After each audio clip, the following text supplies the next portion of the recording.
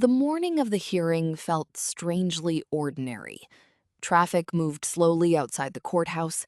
People carried coffee cups. Phones rang. Conversations drifted through hallways. Nothing about the day suggested it would mark the formal ending of a 17-year marriage. Rachel sat quietly beside her attorney and watched people pass through the corridor. She wasn't angry anymore. That phase had ended months earlier. What remained was exhaustion. The kind that arrives after years of trying to explain something to a person who no longer hears it. Across the room sat her husband, soon to be her former husband. He appeared calm, professional, confident, much as he always had. That confidence had helped build a successful business. It had also become one of the reasons their marriage failed. The hearing itself wasn't particularly dramatic. Most divorces aren't. There were financial discussions, property evaluations, procedural matters, numbers, documents, timelines. The emotional reality of a marriage rarely fits neatly into legal language. For a while, everything proceeded routinely. Then the discussion shifted toward the growth of the company they had built during their marriage. Technically, it was his company. His name appeared on the documents, his face appeared in industry publications. His accomplishments attracted investors and clients. Nobody disputed that. The problem was what happened next. His attorney began describing the business's success. The language sounded familiar. Too familiar. It was the same narrative Rachel had heard for years. The story of one visionary builder, one driving force, one architect. Then came a phrase that settled heavily in the courtroom.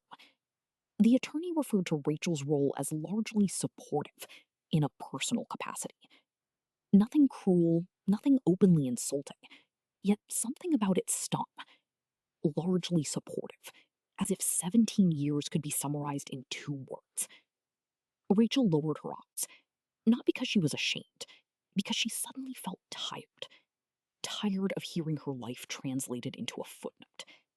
For years, she had managed payroll when the company couldn't afford an accountant, tackled scheduling, reviewed contracts, maintained client records, coordinated travel, managed household finances during uncertain periods, raised children while protecting the stability required for the business to grow.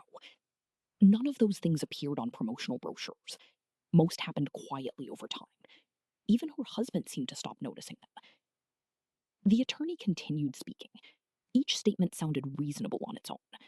Together, however, they created a version of history that felt incomplete. Rachel remained silent. Her attorney didn't interrupt. Neither did the judge. The room simply absorbed the narrative.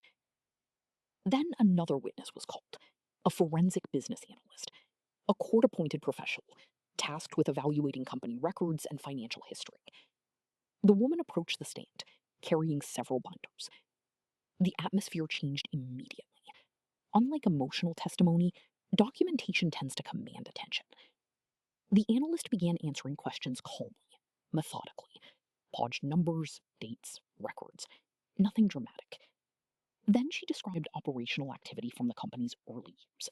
Names, connect correspondence, vendor negotiations, personnel records. The details accumulated steadily, and a different picture began emerging.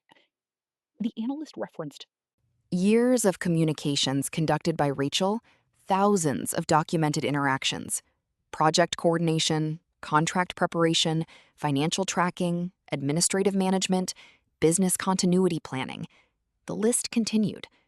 The courtroom grew noticeably quieter. Even Rachel seemed surprised by the scale of it. When you're living inside responsibility every day, it rarely feels remarkable. It just feels necessary. The analysts flipped another page. Many operational functions appear to have been performed by Mrs. Carter during critical growth periods. The statement wasn't emotional. It didn't need to be. Facts possessed their own weight. She continued. The records indicate extensive involvement beyond what would typically be classified as informal support. Across the room, Rachel's husband stopped taking notes for the first time that day. Uncertainty appeared on his face. Not hostility, recognition, as though he was seeing familiar years from an unfamiliar angle. The analyst wasn't elevating Rachel. She wasn't diminishing him either. She was simply describing what the document showed: reality, unedited. The hearing continued. Additional questions followed. More records surfaced. The narrative became increasingly difficult to simplify. Success had not emerged from one person's effort. It had grown from a complicated partnership, an imperfect one, but a partnership nonetheless. Later, the judge asked Rachel whether she wished to add anything. The room turned toward her. She thought carefully before speaking. For years, she had imagined this moment differently. In those imaginary versions, she delivered powerful speeches, exposed old wounds, listed sacrifices. None of that seemed important now. Instead, she spoke quietly. "I don't believe I built the company alone." Her voice remained steady. "But I don't believe I disappeared from it either." Silence followed. Not awkward silence, thoughtful silence. The kind that appears when simple narratives stop working. The hearing eventually ended. Documents were collected. People stood. Conversations resumed. Life moved forward. Outside the courthouse, Rachel stepped into the afternoon sunlight. The marriage was ending. That reality hurt. Some losses remained painful, even when necessary.